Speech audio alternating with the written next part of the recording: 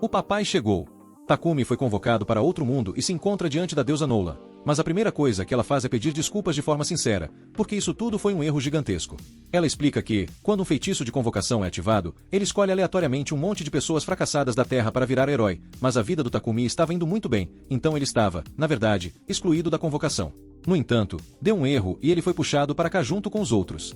A culpa é do Império Santo Sidônia, que decidiu ativar o feitiço de convocação sem pensar nas consequências. Como o Takumi não deveria ter sido convocado, Nolan levou para cá enquanto os outros heróis foram direto para Sidônia. Takumi pergunta se ela pode mandá-lo de volta para a Terra, já que foi tudo um engano, mas infelizmente ela não pode fazer isso. Ela estava tão puta com Sidônia por ter usado o feitiço proibido que ele simplesmente foi retirado das leis mágicas desse mundo, e agora ninguém pode mais viajar entre mundos. Ou seja, Takumi tá preso aqui para sempre. Ah, e o processo meio que matou ele também. Então, tem isso. Takumi entra em pânico ao perceber que virou um fantasma sem corpo, mas ainda só contou pra. Takumi começa a se desesperar, mas Nolan diz que ele não precisa se preocupar porque ela tem um plano. Ela não pode mandá-lo de volta para a Terra, mas pode dar um corpo novo para ele e fazer ele se tornar um cidadão desse mundo. E, para se desculpar por esse caos todo, ela oferece uma bênção para facilitar a vida dele. Takumi, sem muita escolha, aceita ser reencarnado nesse novo mundo. Nolan fica feliz com a decisão, porque isso facilita as coisas para ela. Ela manda ele abrir a tela de status para conferir sua nova vida e, quando Takumi vê, descobre que Nolan vai dar a ele um corpo de 17 anos, mesmo ele tendo 40. Nolan diz para ele não se preocupar com esses detalhes menores e, mais importante, ele ainda precisa escolher uma profissão. Ela explica que há duas classes principais de trabalho. Se Takumi quiser algo focado em combate, pode escolher espadachim, cavaleiro ou caçador, mas se isso não for o seu estilo, pode optar por um trabalho de produção. Takumi, que não curte muito a ideia de lutar, decide escolher um trabalho de produção. Nolan então implanta o trabalho na alma dele, junto com um monte de outras bênçãos bônus, e manda ele embora. Takumi, totalmente esquecido de que precisaria de um tutorial, acaba caindo no meio de uma floresta. Depois de se levantar, ele vê seu reflexo no rio e percebe que realmente virou outra pessoa e, claro, não tem mais o famoso Arrus. Resolvido a aproveitar sua nova vida, ele vai conferir a bolsa que Nolan deixou com ele e, para sua surpresa, encontra algumas rações de comida e dinheiro. Pelo menos, por enquanto, ele não vai morrer de fome. Ele então dá uma olhada na tela de status e vê que Nolan não economizou nos upgrades. Ele tem até magia elemental. Decidido a testar, ele chama a bola d'água e, voe lá, uma bola de água aparece na sua mão. Ele tenta os outros elementos, e claro, funciona tudo na primeira tentativa. Com sua mágica dominada, Takumi decide que o próximo passo é procurar uma vila. Durante o caminho, ele encontra um graveto no meio do caminho e, como era um graveto muito bonito, decide usar sua habilidade de avaliação para descobrir o que ele tem de especial. Takumi, com sua habilidade de avaliação, descobre que o graveto que ele encontrou é feito de madeira de trente, vinda de um monstro de comércio. E, surpresa, é super útil para fazer varinhas mágicas e lanças. Então, ele decide testar sua habilidade de modelagem e cria uma lança com a madeira. Como o material funciona tão bem, Takumi resolve dar uma olhada ao redor para ver se encontra mais plantas úteis, e claro, encontra um monte delas. Ele passa a próxima hora recolhendo as plantas, mas agora não sabe o que fazer com tanta coisa, já que definitivamente não cabe na bolsa dele. Então, lembra que tem a habilidade de caixa de itens e guarda tudo lá. Nesse momento, ele ouve um grito e, alguns segundos depois, vê uma garotinha saindo dos arbustos, pedindo ajuda porque um monstro está atrás dela. Takumi olha para ver qual bicho é e se depara com um coelho gigante com chifres. O coelho vem correndo e acerta Takumi, mas no último segundo, ele entra em pânico e acaba espetando o coelho na cabeça, matando o bicho instantaneamente. Ele fica em choque, achando que, como novato, conseguiu derrotar um monstro tão forte. E, claro, ele acha que a culpa é da bênção da Nolan. Takumi acha que a bênção de Nolan teve algo a ver com sua vitória, mas na verdade, foi só sorte de principiante. Como resultado da luta, ele ganha o título de guerreiro, mas, sinceramente, não está nem um pouco feliz com isso, já que sua intenção era evitar qualquer tipo de luta. Mas, no momento, o que importa mesmo é ver se a garotinha está bem. Molly diz que está tudo bem com ela e explica que estava recolhendo ervas, mas acabou se afastando demais da vila e foi atacada. Quando Takumi ouve sobre a vila, ele fica animado e pergunta se pode ir junto. Molly diz que vai mostrar o caminho, mas antes disso, pergunta se ele vai levar o coelho, porque a carne dele é uma delícia. Takumi pensa que seria um desperdício deixar o coelho para trás, então joga ele na sua caixa de itens. Só que, no instante seguinte, percebe que fez isso na frente da Molly, mesmo que tivesse planejado esconder a habilidade de caixa de itens. Bem, não tem como voltar atrás agora, então ele e Molly começam a caminhar em direção à vila. Enquanto isso, os outros convocados chegam no Império de Sedonia e estão totalmente perdidos, sem entender nada do que está acontecendo. Os outros convocados chegam e, surpresa, não estão machucados, mas também não têm ideia de onde estão. De repente, alguém grita chamando-os de heróis. Uma mulher se aproxima e conta que eles não estão mais no mundo deles e foram convocados para usar seus poderes de heróis para salvar este mundo. Ela se apresenta como Elizabeth, a imperatriz do Império de Sedonia. Um olhar na cara dela faz os jovens perceberem que ela é mais suspeita que 1000 encontros com a sogra. Nesse momento, a habilidade única de Aina se ativa, e parece que Nolan deu a ela a bênção da revelação. Ou seja, se ela seguir o instinto, vai acertar em cheio. E, claro, o instinto dela diz que Elizabeth é uma cobra traiçoeira. Enquanto isso, Takumi chega na vila e os pais de Molly saem para agradecê-lo por ter salvo a filha. O pai de Molly, Banga, e a mãe, Marta, acham Takumi o viajante mais responsável do mundo por ter chegado até lá sozinho. Takumi, claro, aproveita, deixa e pergunta se pode ficar na vila por um tempo, já que não tem para onde ir. Eles dizem que ele é bem-vindo, mas... Os pais de Molly dizem que não tem um quarto sobrando na vila, então, por enquanto, Takumi vai ter que se virar. Mas, claro, podem sempre construir uma casa para ele. E é aí que a diversão começa. Todos os vilarejos se reúnem em um terreno vazio, prontos para começar a construção. Mas Takumi, querendo dar uma de útil, usa sua magia da terra para nivelar o terreno. Primeira vez que ele usa magia em grande escala, e ele quase desmaia de tanto gastar mana. Os aldeões ficam maravilhados com a facilidade com que ele usou a magia da terra, e Takumi, preocupado, pergunta se foi algo estranho. Eles dizem, relaxa, você fez o trabalho sujo, agora deixa que a gente construa a casa. E, no dia seguinte, voe lá. A casa de Takumi está pronta. Com as habilidades de carpinteiro, ferreiro e costureiro, ele até fez um belo conjunto de móveis para si mesmo. Mas Takumi não parou por aí. Ele tem um monte de minérios, que pegou com o ferreiro Boron, e decide testar a alquimia. Ele tem minério de ferro, prata, cobre e até ferro mágico. Vai começar com ferro, e, claro, a primeira coisa que tenta fazer. Normalmente, isso exigiria um grande forno e horas de trabalho duro, mas com a alquimia de Takumi, ele consegue fazer tudo de uma vez. Claro, isso suga toda a mana dele no processo. Na primeira tentativa de extração, ele se sai bem e fica empolgado, querendo extrair mais e mais para fazer coisas depois. Horas se passam e Molly vai até a casa dele levar o jantar. Ela abre a porta e, surpresa! Takumi está estirado no chão, parecendo que alguém sugou toda a energia dele. Ele exagerou na extração de minérios e quase morreu de tanto usar mana. Felizmente, Marta e Banga aparecem com uma poção de recuperação, então ele sobreviveu e agora pode voltar a praticar sua alquimia, mas prometeram a ele que ele não pode se matar de tanto praticar. Com o tempo, Takumi extraiu ferro, cobre e até um pouco de ouro. Ele fez uma porção de ferramentas úteis com isso. Depois de cansar de fazer alquimia, ele passa um tempo com Boron na forja, aprendendo a fazer armas. O trabalho fica incrível, e quando Boron terminar de fazer a bainha, tudo estará completo. E agora, a habilidade de ferreiro de Takumi está no nível 40. Takumi decide dar um tempo na ferreira e parte para outra coisa. Ele vai até Banga e pede emprestado algumas poções. Banga, generoso, empresta, mas avisa que são poções básicas, então Takumi não vai tirar grande proveito delas. Takumi fica tranquilo, afinal, ele só precisa de um modelo do que uma poção deve parecer, porque está pensando em fazer as suas próprias com as ervas que ele pegou na floresta. Banga, sempre disposto a ajudar, até se oferece para comprar as poções se Takumi conseguir fazer uma boa primeira leva. Takumi agradece e começa a trabalhar na sua versão. Ele pega algumas folhas e água, faz o preparo e coloca tudo em um potinho de vidro para comparar com a poção básica de Banga. Ambas são azuis, mas a poção de Takumi é tão azul que parece ter sido feita no estúdio de um artista.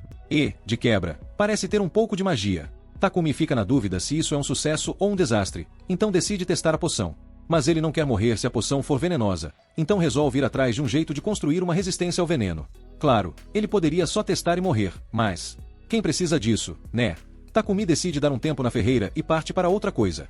Ele vai até Banga e pede emprestado algumas poções. Banga, generoso, empresta, mas avisa que são poções básicas, então Takumi não vai tirar grande proveito delas. Takumi fica tranquilo, afinal, ele só precisa de um modelo do que uma poção deve parecer, porque está pensando em fazer as suas próprias com as ervas que ele pegou na floresta. Banga, sempre disposto a ajudar, até se oferece para comprar as poções se Takumi conseguir fazer uma boa primeira leva. Takumi agradece e começa a trabalhar na sua versão. Ele pega algumas folhas e água, faz o preparo e coloca tudo em um potinho de vidro para comparar com a poção básica de Banga. Ambas são azuis, mas a poção de Takumi é tão azul que parece ter sido feita no estúdio de um artista. E, de quebra, parece ter um pouco de magia. Takumi fica na dúvida se isso é um sucesso ou um desastre, então decide testar a poção.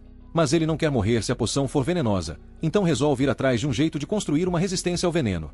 Claro, ele poderia só testar e morrer, mas... quem precisa disso, né? Takumi tem uma ideia brilhante para aumentar sua resistência ao veneno, comer qualquer coisa até quase morrer e usar magia de cura para se salvar. Ele está nesse processo há algumas horas, claro, se sente uma complete lixo. Mas olha o lado bom, se curar tanto assim fez ele ganhar a habilidade de purificação, que ele acredita que vai ser útil. Algum dia. Enquanto ele se recupera, ouve um barulho e dá de cara com um javali gigantesco que está claramente querendo transformar Takumi em uma porção de carne. Takumi, na sua sabedoria, pega a lança e se prepara para a luta, mas o que acontece? A lança se quebra no primeiro toque do javali. Agora ele está sem arma, sem magia útil e, acredite ou não, piora, ele vê uma aranha venenosa se aproximando para lhe dar um abraço mortal. Mas, olha só, a aranha decide atacar o javali, desviando da sua refeição favorita. Mas o javali não desistiu e ainda está vindo para cima de Takumi, então ele tem que bolar algo rápido. Porque, até agora, tudo que ele tentou não serviu para nada. Takumi, vendo que todas as suas opções de ataque falharam até agora, decide tentar a última cartada. O javali parte para cima dele de novo, e no momento do impacto, Takumi usa sua habilidade de alquimia na cabeça do bicho e, pá! Ele consegue quebrar a cabeça do javali. Sobreviveu por pura sorte e uma ideia rápida. Agora, se sentindo mestre da sobrevivência, ele resolve verificar como está a aranha venenosa que lhe ajudou. A pobrezinha está em péssimas condições depois de ser atropelada pelo javali, então Takumi resolve curá-la para ela não morrer. Depois disso, ele se prepara para voltar à aldeia, mas antes recebe uma notificação: você domesticou uma aranha venenosa. Takumi, surpreso, não sabia nem que isso era possível. Ele fica na dúvida, afinal, uma aranha venenosa não é exatamente a companhia mais segura, né? Mas aí a aranha faz um olhar de me adota, por favor, e ele, com coração mole, decide aceitá-la como pet. E para oficializar, dá um nome bem fofo, Maple. Depois disso, Takumi volta para a aldeia e, como um verdadeiro herói, exibe o javali gigante que matou. Todo mundo fica de boca aberta não só por ele ter matado a besta, mas principalmente por ele ter domesticado uma aranha venenosa. E aí, Takumi sugere que todos compartilhem o javali, porque, honestamente, ele não tem como comer tudo aquilo sozinho. Takumi, agora famoso na aldeia, curte uma baita festa em sua honra. Enquanto a galera está ali, se esbaldando, Bang aparece com as sobras valiosas do javali gigante e diz que Takumi pode vender tudo por uma grana boa na cidade mais próxima, Bolton. Ou seja, o próximo destino de Takumi está decidido: ir atrás de dinheiro. Enquanto isso, a deusa Nolan, assistindo tudo de longe, tá super orgulhosa do progresso do garoto. Uma outra deusa, curiosa, pergunta o que ela espera alcançar com tanto mimo para o Takumi. Nolan responde sem cerimônia: não tenho motivo, tô só fazendo o que acho certo. Ela até mandou o cara de volta um ano no tempo antes de Sidônia ativar o feitiço de convocação que trouxe Takumi pra cá. No começo do dia, Takumi acorda e percebe que está amarrado na cama. Ele já sabe de quem é a culpa, Maple, claro. Maple pede desculpas, mas explica que anda se sentindo muito sozinha, já que Takumi tem se dedicado demais ao trabalho. Ela só queria chamar a atenção dele. Takumi, percebendo o quanto tem se afastado, decide tirar o dia para brincar com Maple, e ela fica super feliz. Nesse momento, Marta entra trazendo o almoço de Takumi, e, claro, dá aquela olhada suspeita nos dois. Takumi logo tenta se defender: não é o que você está pensando. Marta até acredita, mas não deixa de reparar na seda maravilhosa que Maple fez, e começa a planejar: isso pode dar grana. No fim do dia, Marta cria uma camisa de seda de aranha e as mulheres da vila ficam enlouquecidas com o toque da malha. Takumi fica chocado, não sabia que a seda de aranha era tão valiosa. As mulheres explicam que a seda de aranha é artigo de luxo e só os nobres podem comprar. Marta então pede para Maple fazer mais seda, e a coitada começa a soltar tudo, mas sabe como é, né? Vai demorar um pouco até ela poder brincar novamente. Takumi está meio decepcionado. Ele estava finalmente animado para passar um tempo com Maple, mas, como sempre, surgem outras coisas para fazer. Depois de um mês na vila, ele decide ir para a cidade estudar alquimia, mas não consegue se despedir dos moradores, afinal, ficou tão tempo com eles. Takumi vai até a forja se encontrar com Boron para continuar seu treinamento de ferreiro. Não demorou muito e eles já tinham feito uma peça de armadura que serviu perfeitamente em Takumi, além de umas botas de bico de aço. Boron diz que as botas vão ser úteis caso Takumi precise chutar algo, mas Takumi só queria ser alquimista, não lutar. Nessa hora, Bangma aparece todo sorridente, feliz de ver que a armadura de Takumi ficou pronta. Ele vai sentir falta dele, claro, mas sabe que Takumi não pode ficar ali para sempre, já que quer expandir seus negócios. Então, é hora de partir para a cidade, onde ele pode vender mais e ter um fornecimento de materiais confiável. E, para completar, um comerciante de Bolton vai passar pela vila em breve. É melhor se apressar. Bangma arrumou um transporte para Takumi de volta a Bolton. A galera da vila está triste de vê-lo partir, mas sabe que é o melhor para ele, então pedem para ele já ir preparando as malas. Takumi agradece todo mundo pela ajuda e segue para casa para começar a arrumar as coisas. No caminho, ele encontra Marta carregando um balde de carne e pergunta o que ela está aprontando. Marta explica que está indo jogar fora as vísceras de um coelho chifrudo que Bangma pegou. Parece que as vísceras são a parte mais saborosa, mas precisam ser bem processadas para evitar doenças e parasitas. Como a vila não tem o equipamento necessário, ela precisa se desfazer da carne para ninguém ficar doente. Takumi, todo esperto, diz que não vai ser preciso jogar fora a carne, porque ele pode purificar tudo com magia. Ele se agacha e usa magia de purificação, deixando a carne segura para comer. Marta fica super agradecida, mas também chocada, porque Takumi acabou de revelar que sabe usar magia de luz. Ela avisa ele que talvez seja melhor esconder essa habilidade quando sair da vila, já que poucas pessoas no mundo conseguem fazer isso e, se os outros descobrirem, a coisa vai ficar feia. Marta avisa Takumi que usar magia de luz vai chamar muita atenção indesejada, e ele promete tomar cuidado ao revelar seus poderes. Mas enquanto está na vila, ele decide usar toda a sua magia para melhorar a vida de todo mundo. Ele constrói um muro de tijolos com magia de terra para deixar a vila mais segura e, de quebra, instala uma bomba d'água e outras comodidades. Quando ele termina, a vila parece até uma nova. Quando o comerciante chega, quase não reconhece o lugar.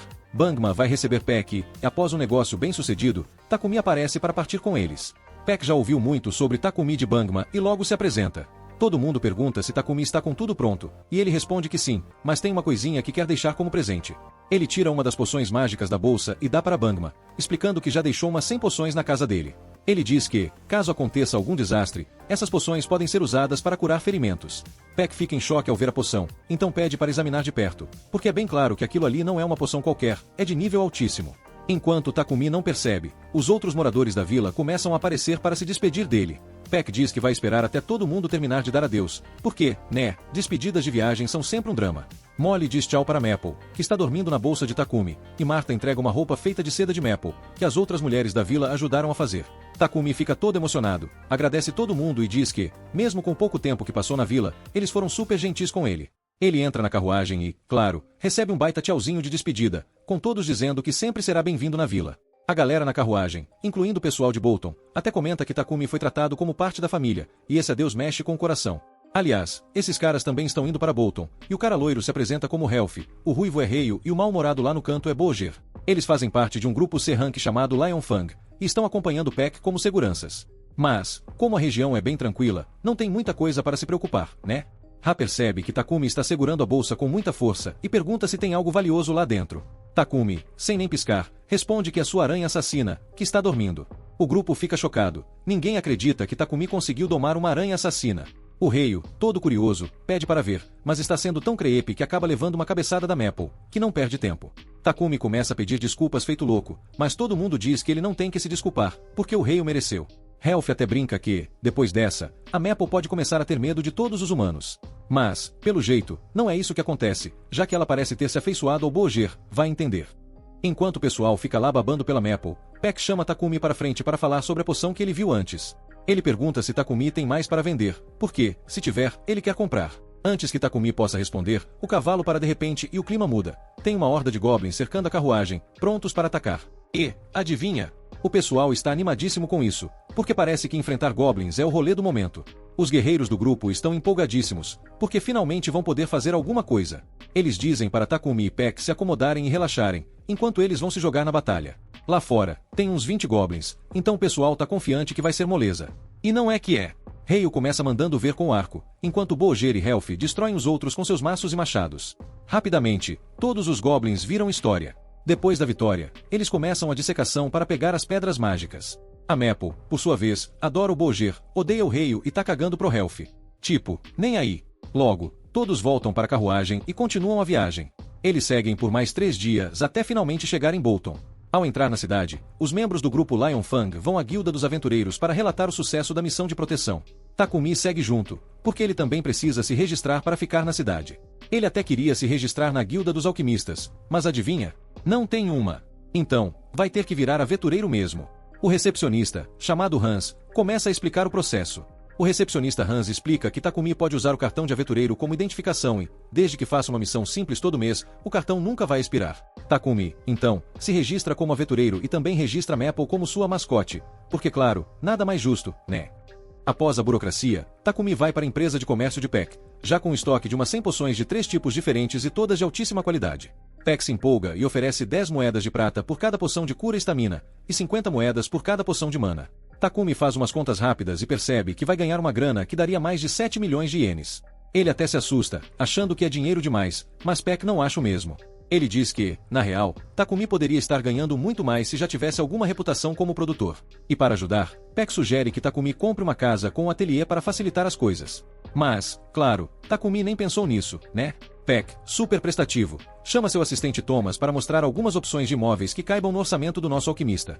Quando Takumi finalmente vê a casa, parece mais um palácio do que uma simples residência, então ele acha que não vai conseguir pagar. Mas Thomas, todo confiante, garante que a mansão é bem acessível e, para melhorar, não tem fantasmas, então ele não precisa se preocupar com isso, já que, né, nem todo mundo quer morar com um fantasma no quintal. Takumi então nota o ateliê conectado à casa e começa a considerar a compra, já que seria perfeito para o trabalho dele e, pelo tanto de dinheiro que fez vendendo as poções para Pack, ele até consegue pagar por isso. Depois de uma pequena reflexão, ele decide que vai comprar a mansão e avisa Thomas que vai levar. Thomas, todo contente, diz que vai começar a papelada imediatamente, então Takumi pode até se mudar amanhã se quiser. Mas enquanto caminham pelas ruas da cidade, Takumi sente um cheiro insuportável no ar. Thomas percebe que o cheiro está incomodando Takumi e explica que a origem do fedor é o esgoto da cidade. O pessoal rico tem purificadores mágicos para limpar o esgoto das mansões, mas o esgoto da cidade? Sem chance.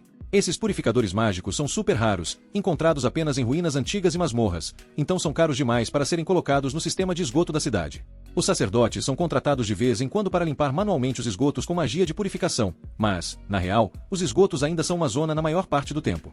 No dia seguinte, Takumi e Maple se mudam para a nova casa e a primeira coisa que Takumi quer fazer é resolver o problema do esgoto, porque, né, ninguém merece morar em um lugar com cheiro de esgoto.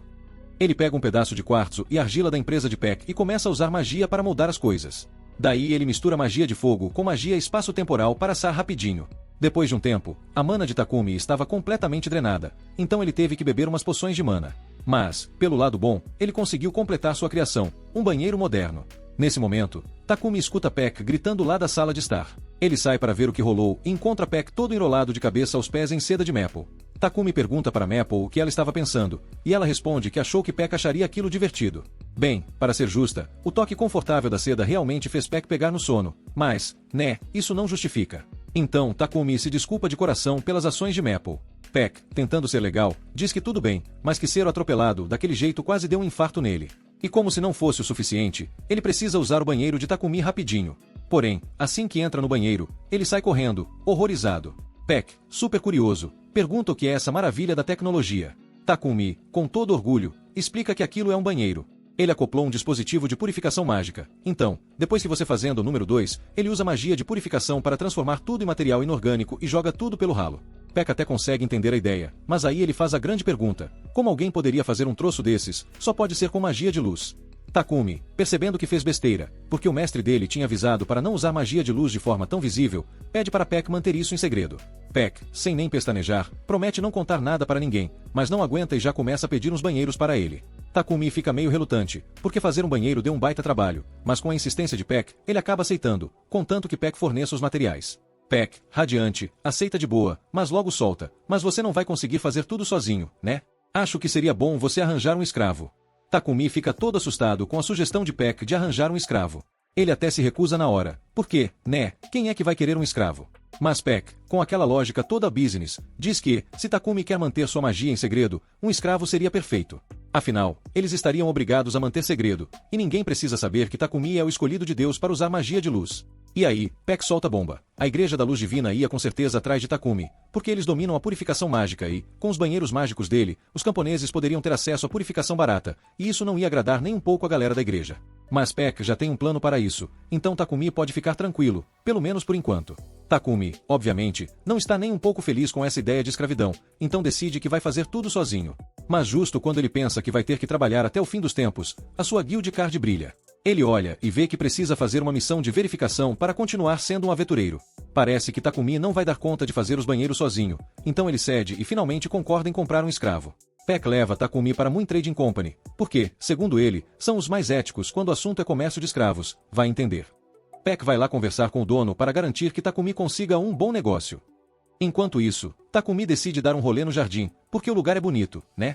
E é lá que ele encontra uma elfa maravilhosa sentada na varanda. Mas a elfa, vendo Takumi, solta logo: sai fora daqui. Pouco tempo depois, Peck apresenta Takumi para a dona de uma empresa de comércio de escravos chamada Muan, explicando que ele está interessado em comprar um escravo, mas deixando bem claro que Takumi está mais desconfortável do que criança em festa de adulto. Muan, curiosa, pergunta por que ele está tão relutante, e Takumi responde que no país de onde vem, vender e comprar pessoas foi abolido faz tempo. Então essa prática dá mais arrepios nele do que assistir a um filme de terror sozinho. Muan entende o dilema, mas tranquiliza Takumi dizendo que, pelo menos nesse país, os escravos têm direitos básicos. Ela explica que os donos prometem comida, roupa e abrigo, enquanto os escravos cumprem suas tarefas. Além disso, o contrato é tipo um manual de boas práticas. Ninguém pode machucar ninguém mortalmente, nem o mestre, nem o escravo. Takumi, aliviado, pensa: ah, então é mais como um emprego com contrato esquisito. Muan ainda conta que existem vários tipos de contratos. Tem os temporários, para quem caiu em dívidas e precisa trabalhar até pagar. Outros, mais permanentes, são para criminosos ou prisioneiros de guerra que escolheram isso em vez de serem mandados pro além. Mas a maioria, infelizmente, é resultado de bandos de ladrões forçando pessoas a assinarem na marrã. Peck acha que um escravo de guerra seria perfeito para Takumi, já que eles não podem ir embora sem autorização do mestre. Muan até se oferece para resolver isso, mas quer saber por que Takumi precisa de alguém que nunca vai embora. Nesse momento, Peck começa a vender o peixe do Takumi, dizendo que ele é tão talentoso na produção de coisas que poderia até transformar pedra em pão. Peck tenta explicar que Takumi quer proteger seus segredos, mas Muan insiste em ouvir da boca dele. Takumi, então, explica que é um produtor e quer focar no trabalho, mas isso é complicado porque ele também precisa lidar com as missões da Guilda dos Aventureiros. Além disso, ele mora numa mansão e precisa de alguém para cuidar da casa enquanto ele corre atrás de ingredientes e tarefas. E já que ele vive se enfiando em situações perigosas, também precisa que o escravo seja bom de briga para não sair todo machucado. Muan percebe que Takumi não tem más intenções, mas dá um corte nele. Olha, não rola fazer uma pessoa ser ninja e governanta ao mesmo tempo. Se quiser continuar, vai ter que comprar 2 escravos separados. Ela, então, apresenta Maria, que entra na sala. Maria foi forçada à escravidão ainda criança, mas aprendeu de tudo: leitura, escrita, matemática e limpeza geral. Uma funcionária perfeita para cuidar da mansão. Maria garante que consegue cuidar da casa sozinha, o que deixa Takumi aliviado. Mas, de repente, ele solta: "Por que ninguém comprou você antes? Você é tão fofa e competente." Maria fica mais vermelha que um tomate maduro, e Takumi percebe a mancada. "Foi mal, talvez não devesse ter dito isso", ele diz, tentando consertar. Depois de se recompor, Maria avisa Takumi que só vai fazer o trabalho descrito no contrato, e nada além disso. Takumi, meio confuso, confirma que só quer ajuda com serviços da casa, mas Maria insiste em deixar claro: nada além do combinado. Takumi fica ali, coçando a cabeça, sem entender por que ela está tão preocupada. Takumi, meio sem paciência, pergunta por que Maria está tão preocupada, já que Muan já explicou como os contratos funcionam. Mas Maria solta um "eu não vou dormir com você", deixando Takumi mais vermelho que um pôr do sol. Ele tenta se recompor e garante que só quer uma governanta, e não uma pequena caseira romântica. Com isso esclarecido, ele pergunta se Maria ainda quer fazer o contrato, e ela responde que ficaria feliz em trabalhar com ele. Com isso resolvido, Muan diz que vai preparar o contrato para Maria, mas informa que não tem ninguém adequado para o papel de servo de combate. Maria, porém, chama isso de pura besteira e menciona Sofia, que aparentemente ainda está por ali. Muan, sem gostar nada de ser desmentida, manda Maria ir arrumar as malas. Depois que Maria sai, Takumi pergunta se o que ela disse é verdade. Muan admite que existe uma escrava de combate chamada Sofia, mas que ela não acha que seja uma boa escolha porque Sofia tem problemas. Takumi, claro, fica curioso e pede para conhecê-la. Muan relutantemente aceita e o leva até o quarto de Sofia. Quando chegam, Sofia fica surpresa ao ver Takumi, o mesmo garoto que ela tinha visto no pátio antes. Muan aproveita para contar o histórico de Sofia. Ela foi capturada como escrava de guerra na batalha entre o reino de Triara e o reino de Uger, mas isso foi há mais de 50 anos. Takumi, chocado, descobre que Sofia tem mais de 50 anos. Muan explica que o reino de Uger era uma nação de elfos, que vivem muito mais tempo do que humanos. Sofia nunca conseguiu formar um contrato porque tem uma cicatriz feia nas orelhas e problemas de movimento na mão direita e na perna esquerda. E Takumi, bem, já começou a sentir que isso está virando uma sopa de complicações. Muan explica que, além de tudo, Sofia perdeu a habilidade de usar magia elemental, algo que os elfos são famosos por dominar. Provavelmente, isso é culpa de uma maldição. Para Muan, Sofia é basicamente um desastre ambulante para quem procura um escravo de combate. Mas Takumi, teimoso como sempre, quer tirar suas próprias conclusões e pede um momento a sós com ela. Quando ficam sozinhos, Takumi pega o rosto de Sofia e olha direto nos olhos dela. Ele não gosta de usar suas habilidades de avaliação sem permissão, mas precisa saber o que está comprando. Ao analisar o status de Sofia, ele descobre que, apesar das limitações causadas pelas cicatrizes e pela maldição, os atributos dela estão nas alturas. Se ele conseguir resolver esses problemas, ela será uma parceira de batalha perfeita. Muan volta ao quarto e pergunta se Takumi já decidiu. Ele responde que sim, quer Sofia. Ela, incrédula, tenta lembrá-lo de todos os defeitos que tem, mas Takumi, confiante, diz que vai resolver tudo. Muan, achando a confiança dele interessante, concorda em deixar Sofia sob os cuidados de Takumi. Pouco tempo depois, Muan finaliza os termos do contrato. Agora, é hora de selar o acordo. Ela usa magia para vincular Takumi, Maria e Sofia aos termos. Assim, Maria e Sofia se tornam oficialmente escravas de Takumi. Ambas agradecem e prometem trabalhar duro para corresponder às expectativas dele. De volta à casa de Takumi, a recepção é calorosa, literalmente. Assim que ele abre a porta, Maple, a criatura mais animada da casa, pula nele de alegria. Maria e Sofia entram em modo pânico instantâneo, achando que Takumi está em perigo. Sofia já se prepara para atacar Maple, mas, antes que algo caótico aconteça, Takumi impede Sofia de atacar e explica, de forma bem casual, que Maple é, na verdade, sua aranha assassina de estimação. Sofia e Maria acham isso completamente bizarro, mas decidem agir como se fosse normal, afinal, já estão imersas em um festival de esquisitices. Depois disso, Takumi mostra para as duas um quarto vazio na mansão. Maria e Sofia ficam maravilhadas com o espaço, e ele diz que Sofia pode ficar com aquele quarto enquanto Maria pode ocupar o ao lado. Ambas ficam chocadas com a generosidade, mas Takumi só dá de ombros. Não tô usando os quartos mesmo, então alguém tem que aproveitar, né? Para completar o pacote, ele menciona que é um banho enorme que elas podem usar sempre que quiserem. Maria quase explode de felicidade com a ideia. Mais tarde, enquanto relaxa no banho, Maria expressa o alívio de Sofia ter sido comprada também. Ela admite que achava que Muan nunca deixaria Sofia sair, já que, nos últimos 50 anos, recusou todas as ofertas, não importa o valor. Para ter aceitado Takumi, Muan deve ter visto algo de especial nele. Sofia concorda que Takumi parece gentil, mas mantém um pé atrás, principalmente porque viu os documentos dele enquanto Muan preparava os contratos. O histórico de Takumi era cheio de lacunas misteriosas, como lugar de origem e linhagem. Se ele está escondendo essas informações, algo suspeito deve haver. Depois do banho, as duas saem e ficam chocadas ao ver que Takumi já preparou o jantar. Maria entra em crise existencial, sentindo-se mais inútil do que um banheiro sem descarga. Afinal, o trabalho doméstico deveria ser responsabilidade dela. Takumi tenta acalmá-la, explicando que só quis facilitar o primeiro dia dela no trabalho. Mas, para que ela se sinta útil, ele promete deixar o resto das tarefas por conta dela. Takumi convida Sofia e Maria para sentarem e jantarem juntas, mas Sofia hesita, afinal, servos não costumam compartilhar a mesa com o mestre. Takumi percebe o desconforto e manda a tradição passear, dizendo que elas podem se sentar e que, aliás, não curte nem ser chamado de mestre. Ele pede que o chamem pelo nome. Sofia, ainda formal, pergunta se é uma ordem, e Takumi responde que não quer forçar nada. Maria, mais descontraída, já topa chamar pelo nome de boa. No dia seguinte, Takumi vai até a empresa de comércio do Pex buscar um pacote. Pex reforça que embalou tudo com cuidado, mas avisa para ele não dar bobeira no caminho de volta. Durante o trajeto, Takumi avista uma igreja e decide entrar para rezar para Nola. Ele agradece pelos poderes incríveis que ela deu e aproveita para perguntar por que ela parece ter uma treta pesada com o Império Santo de Sedonia. De repente, Nolan aparece na frente dele, e Takumi leva um susto daqueles. Nolan explica que o ouviu rezando e achou que era uma boa hora para bater um papo. Ela conta que não curte Sedonia porque eles não seguem a vontade dela. Há duas religiões principais no mundo, a Igreja da Criação, que venera Nolan desde sempre, e a Igreja da Luz Divina, que basicamente faz o que dá na telha. O Império Sedônio ficou famoso por fazer cruzadas violentas para espalhar a religião à força. Enquanto isso, Nolan decidiu ficar de fora da confusão, porque quem quer se meter com gente maluca, né? Nolan explica que preferiu não se meter nas pequenas tretas humanas. Takumi, sem papas na língua, rebate, ótima ideia, só que não. Afinal, foi justamente por ela não intervir que Sedonia conseguiu ativar o feitiço que o trouxe para esse mundo. Nolan admite o erro, mas lembra que deu todas as bênçãos dela para compensar. Só que tem um detalhe, nem todas as bênçãos vão durar para sempre. A super sorte dele, por exemplo, é tipo promoção de início de jogo e vai acabar logo. A partir de agora, ele vai cruzar com gente mais suspeita que vilão de novela, e o que der errado será por culpa dele. Boa sorte, campeão! De volta para casa, Takumi é recebido com tanto entusiasmo pela aranha Maple que tropeça nela e quase vira uma panqueca no chão. Sofia e Maria aparecem para ver o que rolou, mas Takumi, no estilo misterioso, guarda rapidamente o pacote que trouxe. Ele diz que vai pro seu laboratório fazer uns trabalhos e pede para não ser incomodado. Sofia, desconfiada, percebe que o pacote tinha um papel mágico de alta qualidade e deduz que algo muito suspeito está acontecendo. Curiosa, ela segue Takumi e fica chocada ao vê-lo enfiando uma faca envenenada no próprio braço e se curando logo depois. Ela pensa, esse cara só pode ser maluco. Então, quando ele menciona o nome de Maria do nada, Sofia assume que ele tem planos sombrios e tenta atacá-lo. Só que, com tanta energia quanto um celular sem bateria, ela desmaia em cima dele. Takumi, sem entender nada, verifica o estado dela e descobre que Sofia está sofrendo de exaustão extrema, provavelmente causada por uma maldição. Parece que as coisas vão ficar ainda mais esquisitas. Curar Sofia deveria ser simples, mas graças à maldição dela, foi mais complicado que tentar abrir pote de maionese com a mão molhada.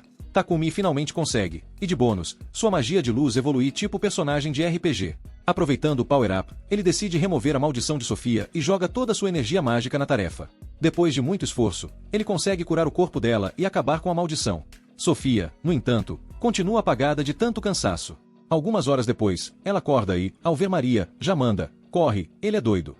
Maria, sem entender nada, pega um espelho e mostra para Sofia que o tal doido curou não só o corpo dela, mas também trouxe a magia dela de volta. Sofia fica chocada ao perceber que está 100% restaurada, igual celular depois de uma carga completa. Ela vai até Takumi para confrontá-lo, e ele confirma que tirou a maldição dela, mesmo sendo uma tarefa super difícil. Mas, no estilo humilde, diz que não foi nada demais porque já tinha prometido curá-la. Nesse momento, Sofia percebe que tinha julgado Takumi errado. Arrependida, ajoelha-se e jura lealdade eterna a ele, emocionada pela bondade que ele demonstrou. No dia seguinte, Takumi resolve dar uma de estudioso e vai até uma biblioteca gigantesca. Mas a decepção bate forte. Só tem 4 livros sobre alquimia.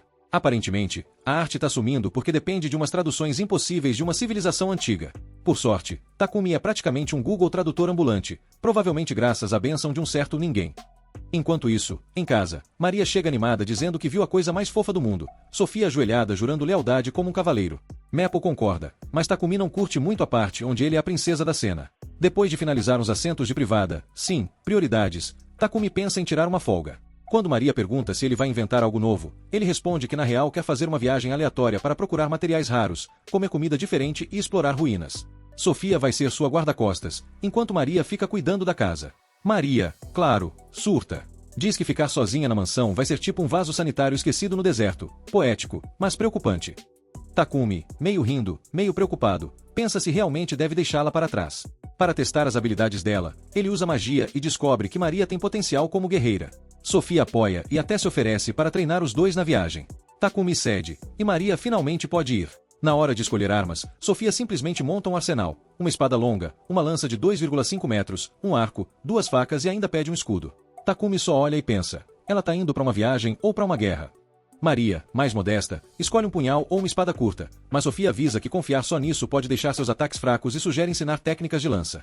Antes de dormir, Takumi já começa a preparar lingotes de aço mágico para forjar equipamentos, porque nesse mundo metal tem que ser muito mais do que só resistente. Sofia começa a treinar Maria, ensinando como se posicionar e atacar. Maria dá um jeito de impressionar, e Takumi, enquanto isso, está no fundo da oficina forjando armas como um verdadeiro ferreiro mágico. Ele infunde mana nelas, e de quebra, ainda sobe de nível em várias habilidades. Para deixar tudo mais estiloso, ele decora a espada de Sofia com asas e as facas de Maria com chamas. E, claro, joga uns encantamentos para aumentar o dano e fazer as armas se auto-repararem. Em um momento aleatório, Takumi imagina como as facas de Maria ficariam presas na coxa dela. O detalhe: ela sente um arrepio estranho do nada e se cobre, mesmo estando totalmente vestida. Coincidência ou conexão mental suspeita? Fica no ar. Como precisa das medidas exatas para criar as armaduras, Takumi não tem coragem de perguntar diretamente e resolve ser engenhoso. Faz bonecos em tamanho real delas. Porque, né, um pedido direto seria bizarro, mas criar clones de madeira é totalmente normal. Com as armaduras prontas, Maria e Sofia experimentam suas novas roupas de batalha. Maria fica em choque, sem acreditar no quão perfeito ficou. Ela até se pergunta como Takumi conseguiu medidas tão precisas, mas antes que Maple possa entregar o segredo, Takumi muda de assunto, destacando que o tecido da armadura foi reforçado com seda de aranha. Depois, ele entrega as armas tunadas para elas e ainda dá um anel mágico de presente para cada uma, servindo como foco para feitiços. Sofia percebe que lançar magia com eles consome muita mana, mas Takumi explica que fabricar esses itens desbloqueou para ele magias de gelo e trovão. O cara só ganha bônus, parece até personagem trapaceado de RPG. Com tudo pronto, o trio vai até a Guilda dos Aventureiros para registrar Sofia e Maria. O processo é rápido, e Takumi as inscreve como um grupo para pegar missões fáceis. Sofia já avisa que essas missões não vão render muita experiência, mas Takumi não liga, porque sua meta não é farmar XP. Só que, como sempre, a tranquilidade dura pouco. Um grupo de brutamontes aparece, debochando das duas e sugerindo que elas se juntem a aventureiros de verdade em vez de perder tempo com Takumi. O coitado ainda leva um insulto gratuito pelo visual. E agora? Será que Takumi vai deixar barato? Takumi se mantém firme, tentando esconder o nervosismo com uma cara de paisagem. Mas um dos valentões resolve testar sua paciência e dá um soco nele. Só que, surpresa! O cara acerta um verdadeiro muro humano. Takumi nem se mexe, enquanto o valentão deve estar repensando todas as suas escolhas de vida. Antes que a treta escale, um homem intervém e manda os encrenqueiros ficarem na linha. Ele pergunta se Takumi está bem, mas o rapaz apenas coça a cabeça, enquanto Maria tenta defendê-lo. O homem não parece muito convencido até que Hans, um supervisor da guilda, aparece para confirmar que os brutamontes começaram a confusão. A recepcionista, então, revela que o cara que botou ordem na bagunça é ninguém menos que Baraki, o mestre da guilda local. Ele ordena que curem o idiota que quebrou a mão no soco e manda Takumi segui-lo. O jovem congela, já imaginando que vai levar um sermão. Quando perguntam se ele usou magia, Takumi explica que não lançou nenhum feitiço, apenas transformou seu corpo em algo resistente como diamante. Assim, um soco nele é como tentar esmurrar uma parede de concreto.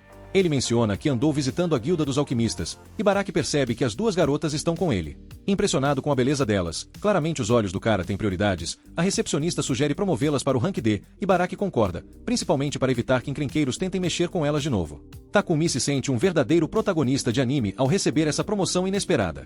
A recepcionista então oferece missões para que o grupo suba de rank rapidamente, e eles aceitam. São 3 tarefas: exterminar goblins, derrotar cobaltos e coletar ervas meril. Na primeira missão, Maple detecta 4 goblins escondidos na floresta. Sofia pede as coordenadas para atacar os 2 primeiros, enquanto os outros enfrentam os restantes. Takumi percebe que as missões são de rank G, com recompensas bem modestas, variando de 5 a 6 moedas de prata. Mas o verdadeiro problema aparece quando eles encontram mais goblins e cobaltos do que esperavam. Sofia suspeita que deve haver um acampamento de monstros nas redondezas, possivelmente liderado por um Goblin general de rank C. Takumi, sensato como sempre, sugere uma retirada estratégica. Mas Sofia e Maria, confiantes e com um gosto questionável por perigo, decidem que podem simplesmente invadir o acampamento inimigo.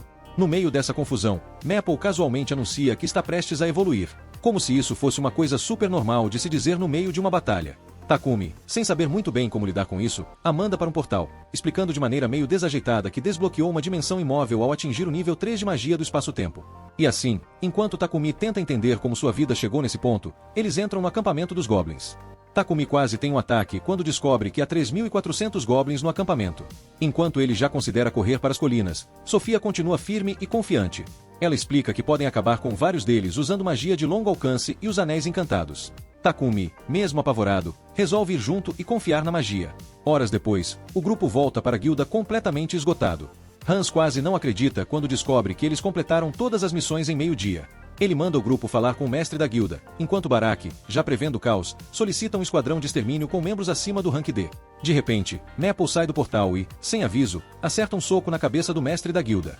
Como se isso não bastasse, ela ainda faz uma pose dramática para mostrar sua nova forma evoluída. Sofia e Takumi estão completamente perdidos, mas Maria, por algum motivo, adora a versão aracnídea da Maple.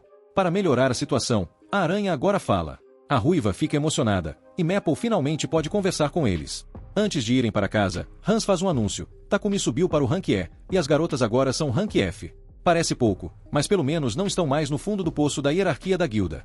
De volta para casa, Maria pede pedaços de tecido para fazer roupas íntimas para ela e Sofia. Takumi, sem entender nada, acha que isso não é possível com retalhos, mas Maria logo aparece com um desenho e explica que é bem simples. Takumi, envergonhado, faz um esboço de roupas muito menores, achando que esse era o padrão. Mas, para sua surpresa, Maria aprova a ideia sem hesitar. No meio disso, Maple interrompe e avisa que Peck chegou, mas desmaiou ao ver a nova forma dela. Sem paciência para lidar com isso, Maple simplesmente jogou o cara na sala de estar para quando ele acordasse. Quando Peck finalmente recobra a consciência, ele traz um recado. Lord Bolton quer conhecer Takumi por causa do dispositivo de purificação mágica que está funcionando na cidade. Ao se encontrar com Bolton, o Lord fica impressionado com a eficácia do dispositivo e chega a se ajoelhar em gratidão.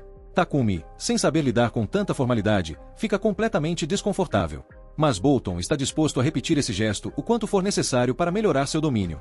Ele ainda elogia Takumi por acabar com o acampamento de Goblins, coisa que seus próprios cavaleiros falharam miseravelmente em fazer. Por fim, ele dá um conselho importante. Takumi deve começar a se preocupar com sua própria segurança, porque o Império Secreto de Sedonia está de olho nele. Dias depois, Takumi, completamente exausto, finalmente termina as roupas íntimas das garotas. Quando Maria e Sofia se preparam para experimentá-las, ele entra em pânico total. Desesperado, Takumi sai correndo para o quarto, trancando a porta como se estivesse fugindo de um monstro. Lá dentro, ele começa a questionar suas próprias decisões, até que seu lado sombrio aparece para confrontá-lo. A voz interior dele, maliciosa e sarcástica, solta a bomba. Admita, Takumi. No fundo, você queria experimentar aquelas roupas íntimas. Takumi solta um grito de puro desespero, como se tivesse acabado de ver um fantasma, ou pior, sua reputação social indo pelo ralo. No dia seguinte, o alquimista revela sua mais nova invenção, a geladeira. Maple fica de queixo caído com ventinho gelado enquanto o criador explica que o aparelho mantém a comida fresca e evita que vire um experimento científico. As moças aproveitam o ar-condicionado improvisado até que ele pede para fecharem a porta. Afinal, ninguém paga conta de energia ali. Tumi fez a geladeira com metal especial e ainda jogou um encantamento de frio para garantir que tudo ficasse na temperatura perfeita. Maria fica empolgada, pronta para estocar ingredientes fresquinhos. Quando perguntam a cor, Sofia escolhe azul, clássico. Depois de entregar a geladeira, Tumi já planeja criar mais modelos para a galera e, inspirado na luta contra o General Goblin, decide aprimorar não só eletrodomésticos, mas também armaduras, usando metais raríssimos como mitril e adamantium. Ele vai atrás de Hans, que diz que trabalhar com esses metais não é coisa para qualquer ferreiro, mas que pode encontrar um especialista no reino dos anões. Antes de partir, Hans ainda dá uma listinha de ferreiros locais e recomenda que Tumi vá minerar ele mesmo, já que a alquimia consome muita mana. A dica é ir até a cidade de Horus, onde ele pode pegar uma missão de caça a monstros e garantir permissão para extrair os metais. Enquanto isso, Barak chega com fofocas. A maioria dos aventureiros está caçando búfalos negros, então a madeira trans está em falta em Bolton. Por sorte, essas árvores crescem na Floresta da Morte, perto de Horus, e Tumi pode usar sua magia de espaço-tempo para teletransportá-las, um verdadeiro entregador expresso da madeira. Ao aceitar a missão, o mestre da guilda menciona um ferreiro precisando de um guarda-costas em Horus. Se Tumi aceitar, será promovido para Rank D, e Maria e Sofia sobem para Rank I. Como nunca fez escolta antes, ele pergunta sobre os leões presas, mas eles estão ocupados. Aí vem a questão do transporte. 7 dias de carroça normal ou 4 dias se tivesse um cavalo monstro, mas só tem cavalos comuns. De repente, Real entra se desculpando por ter usado um cavalo monstro. Hans pergunta se a missão dele foi concluída, mas Real responde que não, embora tenha caçado um búfalo negro e trazido antes que estragasse, pelo menos garantiu o churrasco. Real reclamava que só encontrava monstros cada vez mais fortes, mas Barik lembrou que aventureiros ganham bem justamente por correr riscos. Mesmo assim, Real decidiu voltar na manhã seguinte para se juntar ao grupo. Tumi, sempre generoso, o convidou para casa para um banho e descanso, convite que Real aceitou na velocidade da luz. Depois, Tumi visitou Peck, que concordou em emprestar uma carroça de cavalo monstro em troca de alguns minérios e mais geladeiras, porque, aparentemente, o povo está viciado na tecnologia do frio. Enquanto isso, Sofia percebeu que Tumi estava demorando e se arrependeu de não ter ido junto. Enquanto Tumi e Real discutiam a falta de ferreiros habilidosos em Mitril, um ser encapuzado apareceu do nada. Real, sentindo perigo, agarrou Tumi para fugir, mas o misterioso ninja nocauteou Real no ato. Só que, surpresa! Era Sofia, que, furiosa, sacou a espada pronta para dar fim ao suposto atacante. Tumi precisou intervir e explicar a confusão antes que alguém perdesse um rim. Depois de tudo, Sofia se desculpou por espancar um amigo, mas Tumi assumiu a culpa por não ter avisado sobre o atraso. Ao chegar na casa do alquimista, Real ficou chocado com a transformação de Maple, chamando-a de fofa, o que Maple odiou profundamente. Desolado, Real caiu de joelhos, lamentando ser o único solteiro do grupo, já que Helf e Bogar estavam casados. Tumi tentou explicar que Maria e Sofia não eram suas namoradas, mas Real, esperançoso, perguntou diretamente para Sofia o que ela achava dele. Sem rodeios, ela respondeu que seu coração e corpo pertenciam a Takumi. Maria deu a mesma resposta. Sem saída, Tumi sugeriu que Real chorasse no chuveiro. E assim ele fez. Enquanto isso, Tumi aceitou a missão para buscar a madeira trans, e o líder do grupo marcou a partida para dali a 3 dias. No tempo livre, Tumi se dedicou a forjar armas. Ele tentou criar uma espada gigante de tungstênio que drenava mana, mas percebeu que era um trambolho impossível de usar. Então, resolveu dividir a arma em 2 lâminas menores, mantendo a potência, mas tornando-as mais manuseáveis. 3 dias depois, Tumi chegou ao portão norte de Bolton e agradeceu a Peck pela carroça, que transportava Gambo, um ferreiro anão com destino a Horus. A aventura estava prestes a continuar. Durante a viagem, Tumi elogia a habilidade de Maria em cavalgar, e ela menciona um cavalo que cuidava no passado chamado Deus Furioso, claramente, um bichinho tranquilo e dócil. Enquanto isso, Hans avisa o mestre da guilda que os monstros na Floresta Sombria estão ficando mais ativos. Para evitar problemas, eles esperam que Tumi vá caçar em outro canto. Já na cidade, um nobre informa Peck que o rei está muito feliz com os novos banheiros, porque até a realeza precisa de um trono decente. Com isso, a demanda por banheiros na capital aumenta. A rede de esgoto de Bolton está melhorando, mas a notícia chega até o Império Sagrado de Sedonia, que pode querer copiar a ideia. Meses depois, Akira e Yamato treinam pesado no castelo de Sedonia para impressionar seus superiores. No meio de um treino, Yamato lembra do seu passado glorioso ganhando um campeonato de judô na escola, enquanto Akira só consegue pensar na misteriosa Elizabeth, seja lá quem ela for. De volta à missão, Tumi levanta uma barreira mágica para proteger o grupo antes de começar a caçada à madeira trans. No caminho, ele pergunta para Sofia como diferenciar uma árvore normal de uma trans, e ela explica que é só sentir o fluxo de mana nelas. Eles encontram a árvore-alvo, e Tumi, sem hesitar, parte para o ataque. Mas a árvore não é de ficar parada apanhando, ela levanta as raízes e contra-ataca. Tumi desvia com estilo e saca o machado, cortando a árvore mais rápido do que se esperava. Mas Sofia alerta, a batalha ainda não acabou. De repente, o grupo se vê cercado por mais árvores mutantes. Sem outra opção, eles partem para a magia. No meio da pancadaria, surge um transancião, o chefão da fase. O grupo tenta atacar as raízes, mas o bicho se regenera rápido. Sofia manda focar no tronco principal, e Tumi resolve tacar fogo na espada. Sofia abre caminho e, com um golpe certeiro no olho da criatura, o alquimista finaliza o monstro. No meio dos destroços, ele encontra uma raríssima maçã milagrosa. Maria e Maple ficam animadas, discutindo como poderiam comer essa joia gastronômica. No dia seguinte, eles chegam à cidade de Horus e vão direto para a Guilda dos Aventureiros. Gambo, o ferreiro anão, sugere uma missão para exterminar toupeiras de ferro. Tumi aceita o desafio, e o time rapidamente reúne os suprimentos necessários. Durante a mineração, ele não só encontra mitril, mas também descobre adamantite, o que basicamente significa que agora ele tem matéria-prima para criar equipamentos absurdamente fortes. De repente, o chão começa a tremer.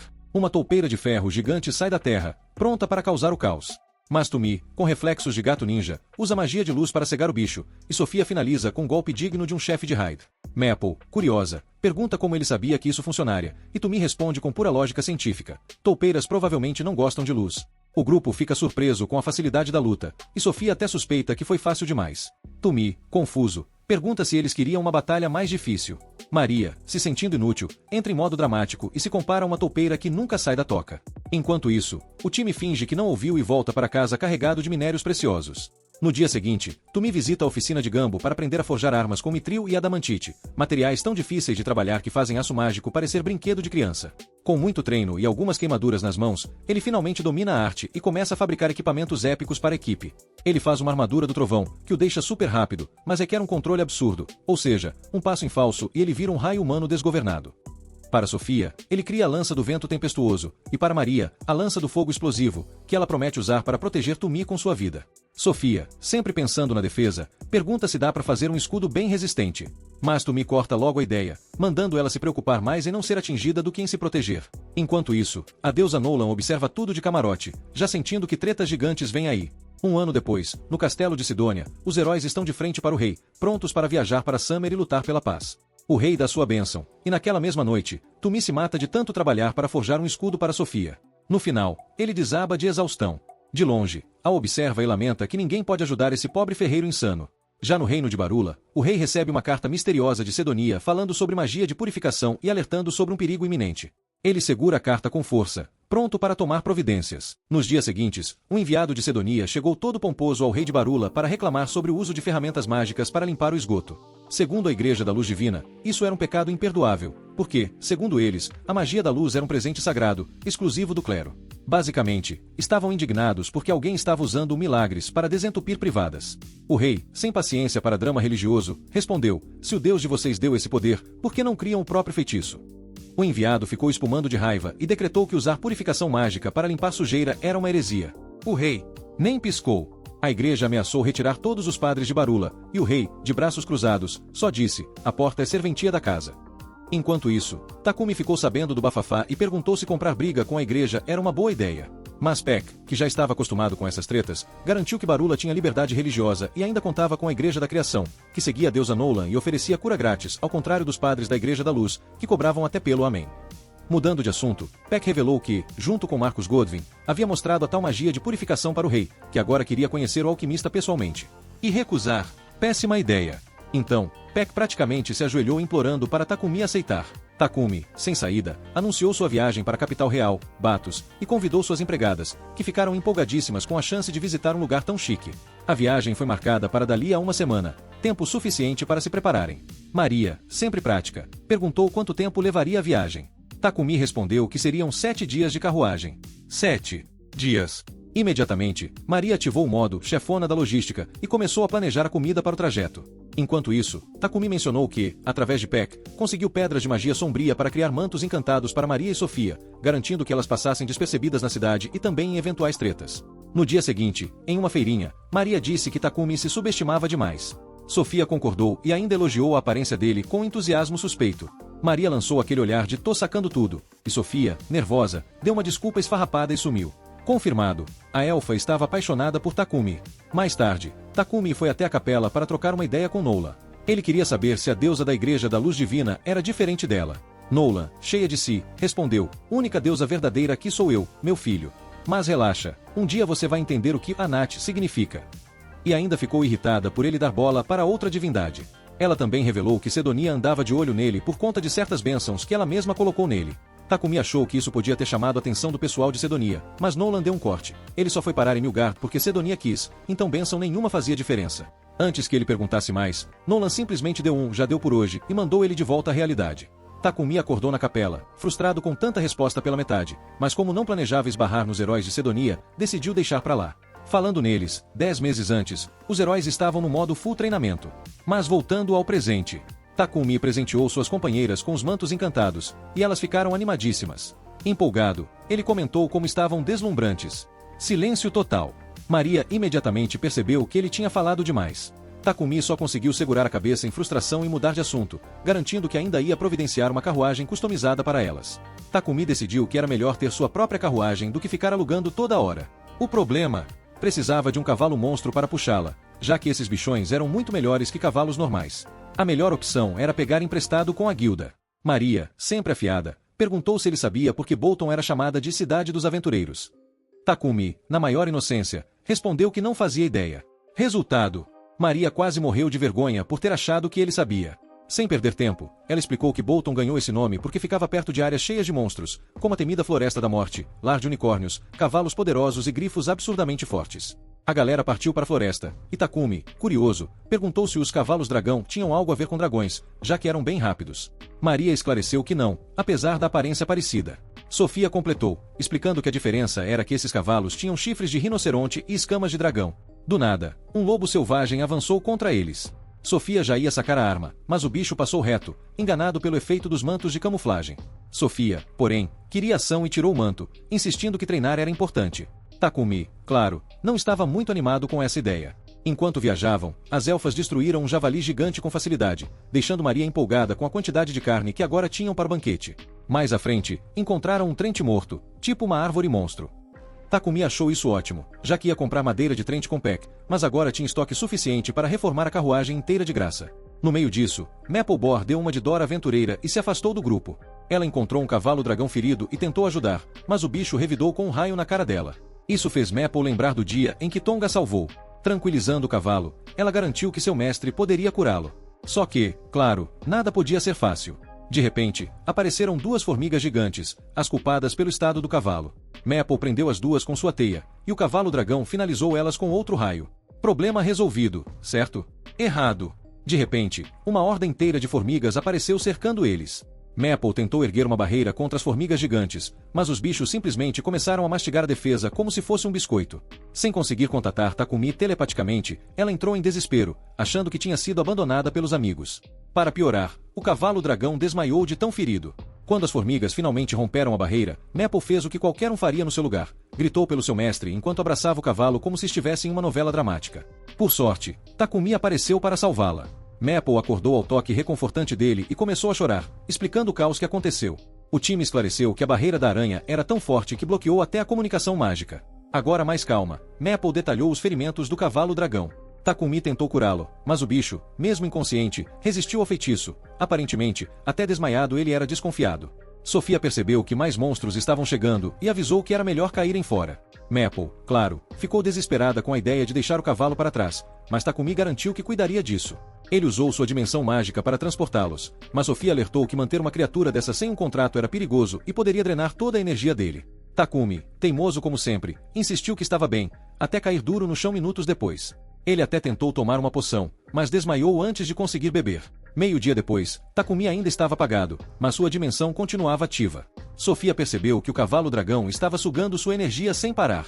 Maple precisava agir, senão Takumi poderia virar uma casca vazia. Sofia segurou a mão dele, deu um beijinho e entrou na mente da aranha, pedindo que ela removesse a barreira para permitir a cura do cavalo. Maple hesitou, com medo da reação do animal, mas Sofia insistiu, ou ela fazia isso, ou Takumi virava um zumbi.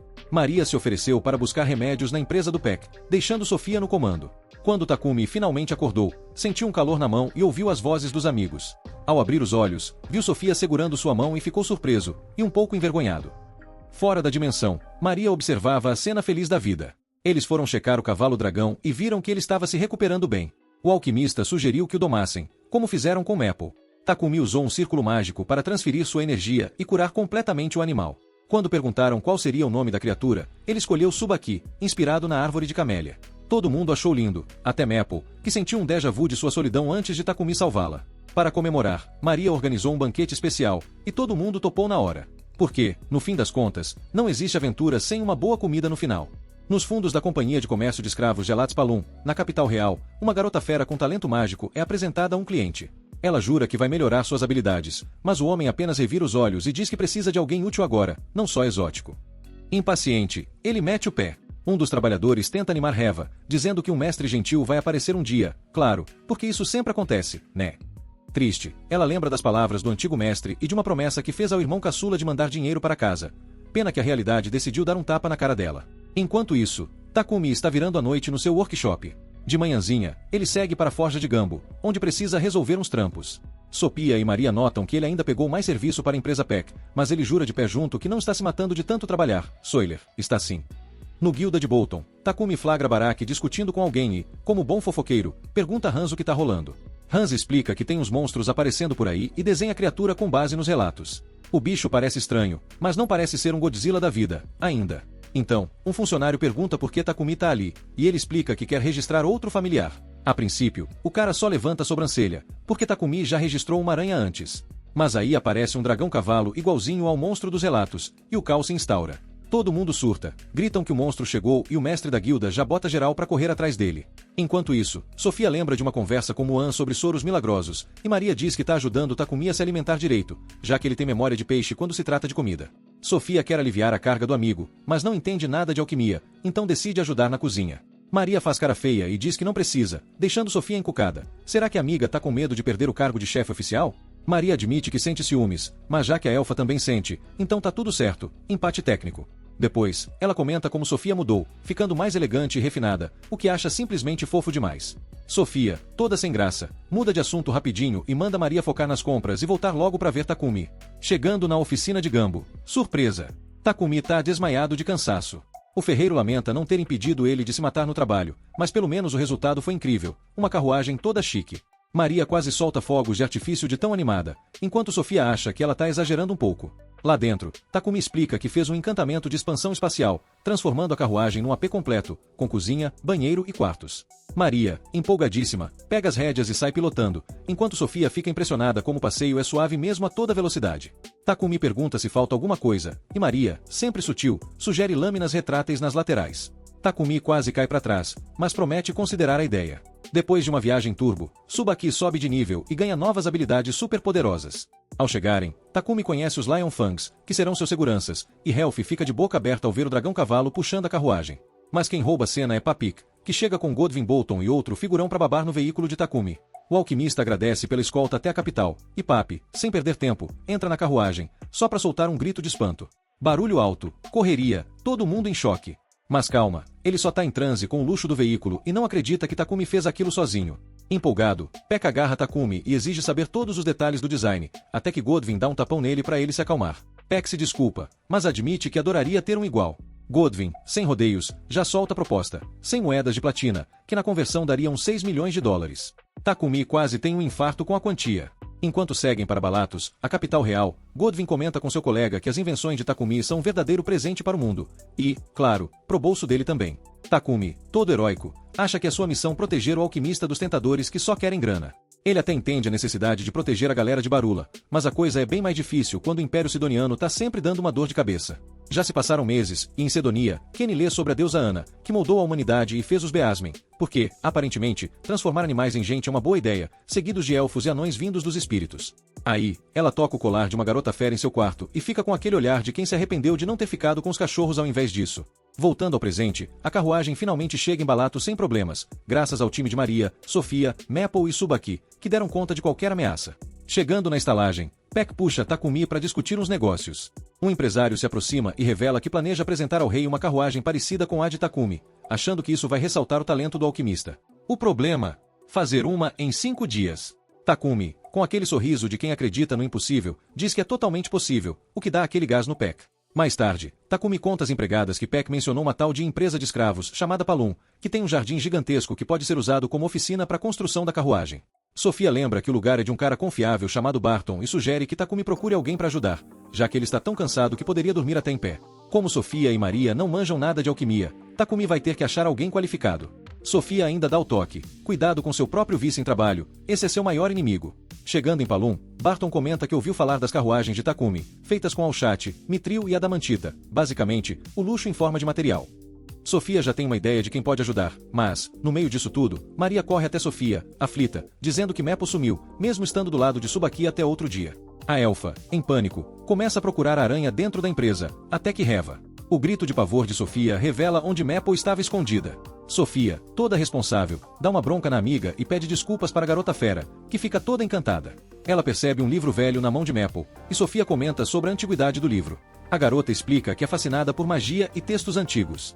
Quando Sofia pergunta sobre a enciclopédia básica de alquimia, a garota responde que, apesar de alguns acharem os círculos alquímicos ultrapassados, ela acha que são a melhor maneira de entender como decompor e recompor coisas, basicamente, o caminho mais rápido para ser um cientista maluco.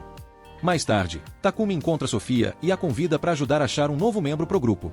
No salão de reuniões, Barton apresenta Reva, e Takumi se apresenta também. Reva, toda preocupada, teme ser rejeitada novamente e não conseguir ajudar sua família. Quando Takumi menciona que precisa de alguém interessado em alquimia, Reva se empolga, mas hesita, ainda marcada pela rejeição do passado. Sofia, toda boazinha, dá uma moral e fala que tem estudado alquimia e magia, o que deixa Reva toda animada, até que Takumi puxa a enciclopédia. Takumi, todo empolgado, começa a falar sobre círculos alquímicos, e Reva, tentando acompanhar, compara com outros métodos. Desesperada para mostrar que sabe, ela começa a analisar um círculo desenhado por Takumi, mas fica tão nervosa que começa a chorar, dizendo que não sabe o que está acontecendo. Ela, toda embaraçada, diz que sua vila usa mel de apicultores em vez de creme fofinho, quem diria? Takumi, sem perder a esperança, oferece um papel de assistente para Reva, mesmo ela não conseguindo resolver o desafio. Ela fica sem entender nada, mas ele explica que o que importa é ter reconhecido o padrão. Reva, vindo de uma vila pobre, pede que o salário dela seja enviado para a família, já que ela virou serva para ajudar o irmão a estudar. Takumi, com aquele jeitão, avisa que dar todo o dinheiro seria o mesmo que continuar escravizada. Sofia, dando apoio, fala que aprender alquimia pode ajudar Reva a ser independente. Por fim, Takumi apresenta Reva para as outras meninas, que a recebem de braços abertos, fazendo ela se sentir em casa. Enquanto isso, em Sedonia, o rei já está impaciente com a recusa de Barca à sua proposta e começa a pensar em medidas mais severas. A princesa Elizabeth sugere esperar a chegada do herói, mas também tem uma ideia: usar a F como uma arma espalhando rumores contra Barula para provocar os seguidores da luz divina. No dia seguinte, o alquimista talentoso decidiu inovar e usou um círculo de alquimia para criar uma carruagem de adamantite. Sim, o cara simplesmente invocou um carro blindado de outro mundo. Tumi explicou que a estrutura era inspirada em suítes espirais, seja lá o que isso for, e que logo a Reva estaria criando coisas tão absurdas quanto essa. A garota fera duvidou, mas Tumi, cheio de confiança, garantiu que a paixão de Reva pela alquimia era tudo o que ela precisava. No grande dia da audiência real, Tumi estava lá, admirando sua criação, quando um homem se aproximou perguntando se a carruagem era dele. Tumi, todo metido, respondeu que era para o rei. O homem então se revelou como Lobo Barula, o próprio rei do reino. Tumi quase caiu duro e imediatamente se ajoelhou, mas o rei, de boas, disse para relaxar. Enquanto isso, Peck e Bolton, que estavam esperando um encontro mais formal, também se curvaram, mas o rei explicou que preferia esse jeito casual do que reuniões chatas e demoradas. Ele então elogiou Tumi pelos seus feitos, principalmente por resolver o problema de esgoto da capital. Sim, o cara ficou famoso como mestre do Encanação Arcana. O rei queria dar um banquete e distribuir prêmios, mas isso chamaria a atenção do Império Sedonia, algo que Tumi definitivamente não queria. Percebendo que o rei era um cara esperto e não só mais um nobre de fachada, Tumi ganhou respeito por ele. Depois da reunião, o rei secretamente recompensou Tumi e ordenou que Simon e Galahad ficassem de bico fechado sobre o assunto. Simon garantiu que ninguém falaria nada, mas quando o rei começou a exportar o dispositivo mágico criado por Tumi, a fama do alquimista cresceu inevitavelmente. Isso deixou o rei preocupado com uma possível reação da Igreja da Luz Divina, porque, sempre tem uma igreja para atrapalhar. Dias depois, o grupo voltou para Bolton, onde Tumi finalmente comprou a mansão de Peck. Durante um chá da tarde, Maria recusou um aumento porque achava que já recebia o suficiente, um milagre nos dias de hoje, e Sofia, que tem uma vida de elfo praticamente infinita, disse que não precisava de pagamento, pois já tinha decidido passar seus últimos séculos protegendo o túmulo de Tumi. Sofia, a elfa imortal, declarou que viveria só um dia a mais que Tumi para poder ser enterrada ao lado dele. O jovem ficou sem palavras, provavelmente tentando entender o quão mórbido isso soava. Enquanto isso, no Império Sedonia, a princesa Elizabeth conseguiu botar as mãos num dispositivo mágico de purificação de esgoto vindo de Bolton. Como? Um espião se infiltrou e roubou a parada com muito esforço. Mas, em vez de ver isso como uma invenção útil, a princesa surtou e classificou o objeto como um crime herético tão grave que até o Papa Valbar lamentou sua existência. E como toda boa fanática religiosa, ela declarou que Bolton era o verdadeiro perigo e jurou proteger a honra do Papa e da deusa Nat. Alguém precisa urgentemente dar um calmante para essa mulher. No dia seguinte, Reva anunciou que queria entrar para a Guilda dos Aventureiros, assim como Maria e Sofia, para melhorar suas habilidades alquímicas e aumentar sua mana. Tumi achou uma ótima ideia e concordou. Logo, Reva se registrou e agradeceu a Hans, o gerente da guilda, por oferecer transferências de dinheiro baratas, porque até no mundo de fantasia, a galera quer evitar pagar taxas absurdas. Hans aproveitou a deixa e sugeriu que Tumi desse um nome para seu grupo, já que todos os membros eram ranqueados, menos Reva. Mesmo sem intenção de virar um aventureiro, Tumi já estava entre os melhores da guilda. Mas, diferentemente de times organizados, como os Leões Selvagens, a equipe dele era uma completa bagunça sem papéis definidos. E foi então que Barak, um brutamontes que acreditava que o corpo era o maior trunfo de um aventureiro, decidiu treinar Tumi na base da porrada. Mesmo protestando, Tumi foi espancado sem piedade no treinamento. No final, Barak insistiu que o grupo precisava de um nome. Na pressa e no desespero, Tumi sugeriu Nós Somos Aventureiros. Obviamente, a ideia foi rejeitada na hora, e ele levou outro tapa só pela audácia. Pressionado a pensar em algo significativo, ele, nervoso, soltou o pai dos banheiros. Resultado: Barak o lançou para o alto, completamente frustrado. Mais tarde, enquanto discutia nomes com as garotas, Maria sugeriu Lord Tumi e seus servos, mas Tumi recusou, temendo apanhar de novo. Reva tentou algo mais descritivo: um aventureiro aprimorando alquimia, sua guarda-costas, mascotes e um alquimista em treinamento. Tumi agradeceu pela explicação detalhada, mas disse que o nome era longo demais. Maria, já sem paciência, começou a sugerir aleatoriamente banheiros, geladeiras, cuecas, e assim a reunião virou um caos. Até mesmo Tumi, Mas ele teme que esse nome faça em ser lançada pro espaço várias vezes. Sentindo-se culpada por suas sugestões horríveis, Maria já se vê como um fracasso de novo. Enquanto o clima esquenta, Takumi pede ideias para Sofia, mas em vez de ajudar, ela só jura vingança contra Baraki por ter abandonado Tumi. O problema é que as coisas podem sair do controle, então Tumi pede calma, lembrando que o cara ensinou ele a dominar o próprio corpo e lutar como mestre. Sofia recua, mas Tumi sabe que esse não é o fim da treta. 10 meses depois, no Sacro Império de Sidônia, Neato treina igual um maníaco, enquanto Akura observa e já solta aquela crítica de coach de luta: só atacar feito doido não funciona no combate real.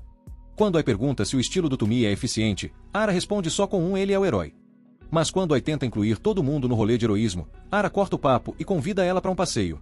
Ela recusa, e ele manda aquele clássico: tá preocupada com seu escravo e me ignorando. Revoltada, Ain sai refletindo sobre como a cura já foi melhor e como a história ensina que Ana criou humanos, depois os bestiais e elfos para servirem eles. Enquanto isso, a Igreja da Luz Divina prega que os humanos são top 1 do mundo, e a Igreja da Criação diz que todas as raças são filhos do Divino. Enquanto isso, Tumi presenteia Reva com um anel ativador de feitiços e um cajado feito de uma madeira lendária. Sentindo aquela invejinha, enganha uma luva com garras feita especialmente para a forma-aranha dela, graças à ajuda da Reva. Agradecida, ela curte os presentes, enquanto Takumi pensa em nomes épicos, e decide chamar a luva de Garra de Gato. Então, longe dali, Baraki mete um mata-leão em Tumi. Maria tenta impedir, mas Baraki ainda dá um golpe no Takumi por garantia. Tumi já se prepara para ver Sofia explodindo de raiva, mas ela só critica a defesa patética dele. Para dar um tempo da pancadaria, o grupo decide pegar uma missão mais tranquila: escoltar alguém em uma viagem de 4 dias com uma carroça tunada. E antes de partirem, Tumi faz a pergunta: tem arroz por aqui? Sofia assume que ele quer o grão que vem do reino distante. Tumi descobre que o arroz que ele queria só era vendido no reino de Sandor, e não em Barula. Maria menciona que eles estiveram na capital real dias atrás, onde o arroz era vendido. Resultado: Tumi fica indignado por ter perdido a chance de estocar seu precioso cereal.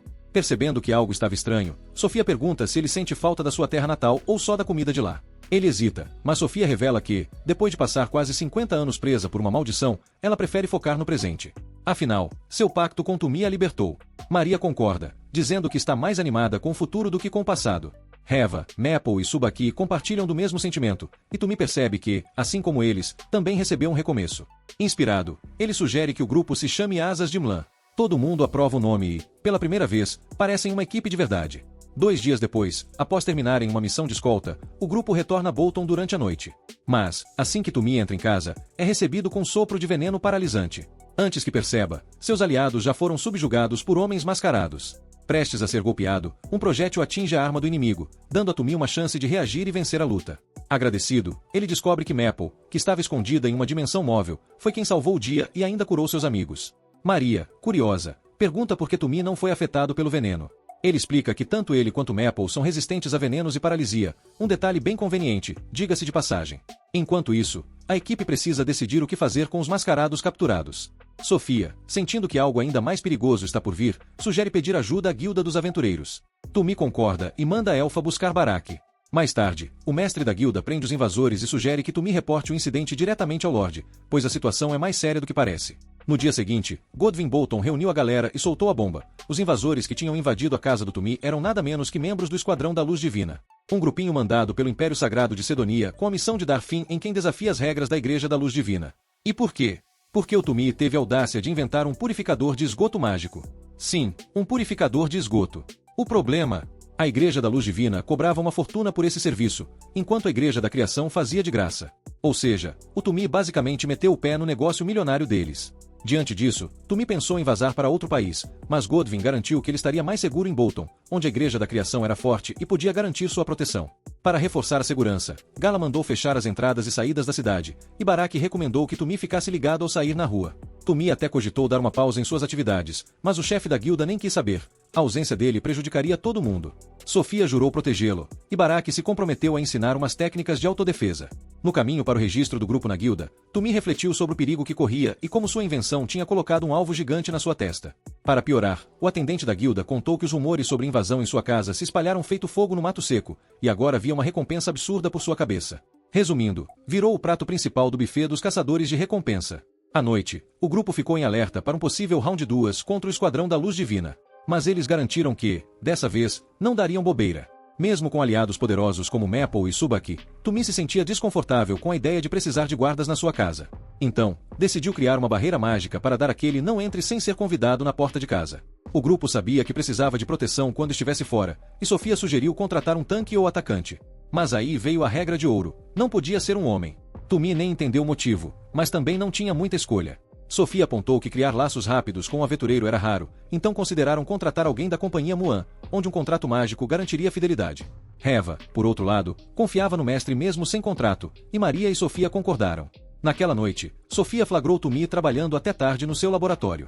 No amanhecer, o alquimista chamou Heva para ajudar a criar um dispositivo de segurança. Quando Sofia chegou cheia de vontade de aprender, foi colocada para gravar círculos alquímicos em placas de metal. Tumi então jogou um pó misterioso nelas, e com aquelas olheiras de quem não dormia há séculos, confessou que passou a noite bolando estratégias de defesa. Enquanto isso, Maple treinava com Subaki contra um boneco de combate, o que fez Heva lembrar da conexão alquímica entre eles. Tumi explicou que os círculos mágicos em um golem eram complicados demais para ele no momento, mas sua parceira achou a ideia de usar um golem como tanque bem interessante. O problema? O controle de mana do Tumi ainda era um lixo. Só que, depois de tanto ralar, ele finalmente aprimorou sua manipulação de mana e desbloqueou um novo nível de feitiçaria. Enquanto isso, no Império Sagrado de Sedonia, o rei descobriu que os agentes do Esquadrão da Luz Divina tinham sido capturados sem conseguirem se auto-eliminar. A razão? Alguém usou magia de contrato neles, o que indicava que os inimigos já sabiam exatamente quem os atacou. Elizabeth aconselhou o pai a pausar negociações com Barula e priorizar um plano envolvendo um círculo mágico gigante em Sedonia. Já Homer admitiu que não conseguia analisar o tal círculo, mas achava que seria possível invocar algo usando textos antigos. Em 2 ou 3 meses, mana suficiente seria reunida. Enquanto isso, Tumi continuava lutando para usar magia como gente grande. Heva lembrou Tumi de que ele precisaria de um círculo mágico multilayer, nível hard, para o golem funcionar. Maple, com toda sua sabedoria, perguntou por que ele estava tão obcecado em criar um golem. Tumi respondeu que seria uma defesa forte, mas a teia de aranha, Aka Maple, lembrou que ele já tinha aliados para isso. O alquimista, no entanto, temia outra invasão do Esquadrão da Luz Divina, então se deu conta de que precisava melhorar seu controle de feitiçaria. Ele até pensou na sugestão de Maple, domar o golem, uma ideia que não tinha passado pela cabeça dele, mas agora parecia até interessante. Tumi foi perguntar para Sofia onde encontrar golems, e ela lhe contou que os golems de pedra estavam na Floresta da Morte a oeste, enquanto os golems de ferro moravam em uma masmorra antiga perto de Ores. Tumi, completamente perdido, quase caiu para trás ao descobrir que masmorras existiam de verdade. Ele ficou todo animado para enfrentar um golem de ferro, mas Sofia, com toda a sabedoria do mundo, avisou que sair por aí sem suporte seria um ato de pura imprudência. Isso fez Tumi perceber o quanto ele era noob. Eles foram para as planícies rochosas, onde já tinham caçado uns trans, e se depararam com um imenso golem de pedra. Tumi ficou de queixo caído com o tamanho da criatura, enquanto Sofia o identificou como um guardião, e para derrotá-lo, precisavam destruir a pedra mágica no peito. Tumi, no entanto, ficou teimoso e não quis atacar. De repente, o golem fez aquele movimento sinistro de torcer o pescoço e piscar, o que deixou todo mundo em alerta. Sofia, vendo o perigo crescendo, achou que o melhor seria só dar o fora dali. Mas Tumi não desistiu. Ele acreditava que o golem poderia ser um aliado. Então, sem medo, ele se aproximou, forçando Sofia, Heva e Maria a se jogarem na frente dele para protegê-lo. Mesmo com a ameaça, Tumi sentiu que o golem não era hostil. Ele achou que o golem, um guardião arruinado, estava respondendo à bênção da deusa Nolan dentro dele. Para testar a teoria, ele levantou a mão e, como quem não quer nada, domou o golem, deixando todo mundo de queixo caído. Quando Maple perguntou o nome do golem, Tumi, com todo o estilo, o chamou de Titã, inspirado em um gigante lendário. Titã queria uma forma mais adaptável, e Tumi, com a empolgação de sempre, o convidou para se juntar ao grupo. Sofia, mais realista, alertou que levar um ser tão gigantesco para a cidade causaria uma bagunça, e Tumi começou a considerar usar uma dimensão móvel para resolver o problema. Antes que pudessem agir, Titã começa a soltar vapor das articulações e desaba no chão. Quando a poeira baixa, ele encolhe tanto que parece ter virado uma versão miniatura de si mesmo. Encantada, Maple pede para Tumi fazer Titã falar, e ele promete tentar. Meses depois, em Sidônia, Akira e Yamato ficam fortes o suficiente para passar seus treinadores, o que faz seus egos subirem tanto que, durante um castigo, começam a conversar com as mulheres ao redor, querendo atenção. As mulheres não curtem muito e acusam as duas de estarem com ciúmes, já que estavam sendo frias. De volta ao presente, Tumi se prepara com empolgação para transformar Titã, mas avisa aos amigos que o pessoal está atrás dele. Para protegê-los, oferece dissolver o contrato, mas todos recusam. Heva pergunta quem vai proteger Tumi, e ele lembra de Titã, Maple e Subaki, que continuam ao seu lado. Para compensar, ele oferece um pagamento generoso. Aí, Maria, que estava quieta até então, aponta a lança para Tumi e diz que ele vai ter que enfrentá-la primeiro, se continuar com isso. Tumi percebe que não pode abandonar quem ele valoriza, mas Maria insiste que, sem ela, ele não vai conseguir vencer. Ela chora, e Sofia, com toda sua sabedoria, comenta que as palavras de Tumi, que eram para protegê-las, acabaram sendo as mais duras. Como Heva e Sofia, Maria jurou lealdade. Compreendendo o erro, Tumi pede desculpas e pede para ficarem. Eles reafirmam a lealdade e decidem que a jornada deles está longe de acabar. Fortalecidos, eles veem a nova armadura de Titã brilhar com adamantium e mitril. O Golem agora tem uma voz e celebra seu corpo imbatível, armado com um maço e um escudo. Tumi revela um hangar secreto com um Titã ainda maior, projetado para se fundir com o menor. Quando a fusão acontece, ele sente uma verdadeira alegria. Enquanto isso, Nolan observa do alto, até que outra deusa aparece com notícias sombrias. Os vestígios de Anat, que se pensava ter desaparecido, voltaram devido a séculos de fé da Igreja da Luz Divina, e Anat está virando um espírito maligno. E com Sidônia convocando heróis, a guerra está chegando. Nolan, sem poder interferir diretamente, confirma que a deusa é abençoada, e Tumi será o responsável pelo que está por vir. Enquanto isso, Elizabeth aguarda ao lado do círculo mágico de Sidônia, pronta para agir quando o momento chegar. Inscreva-se para batermos a meta de 2000 inscritos.